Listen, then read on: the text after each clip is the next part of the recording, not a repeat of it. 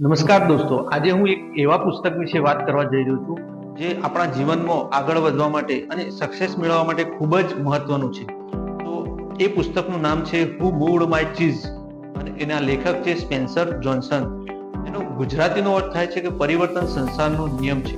આ પુસ્તક 4 પાત્રો સ્નીપ અને સ્નરી નામના 2 ઉંદર અને હેમ અને હો નામના 2 વેતિયા માનવના માધ્યમથી આ પંક્તિને સારે છે.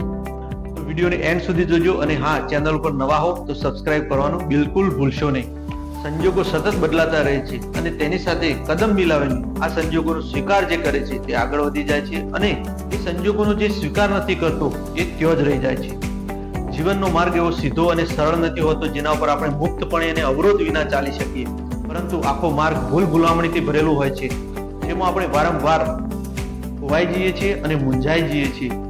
આ અંધકાર ભરેલી ગલીઓમાં આપણે વારંવાર ફસાઈ જઈએ છીએ, પરંતુ આપણે આપણો સાચો માર્ગ શોધવાનો જ છે.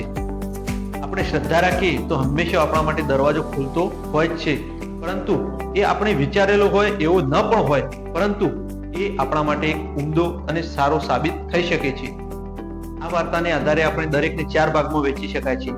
એક સ્નીપ જેવું વર્તન જે પરિવર્તનને સૌથી પહેલા સૂંઘી લે છે, અથવા સ્કરી જેવું વર્તન જે સૌથી પહેલા પગલો લે છે, અથવા તો એક હેમ જેવું વર્તન જે પરિવર્તનનો હંમેશા વિરોધ કરે છે અને તેને એમ ડર છે કે પરિવર્તનથી મને નુકસાન થશે, અથવા હો જેવું વર્તન જે પરિવર્તનનો સ્વીકાર કરી અને એમ વિચારે છે કે મને આમાંથી લાભ થશે અને એ પરિવર્તનનો સ્વીકાર કરી અને એ આગળ વધે છે.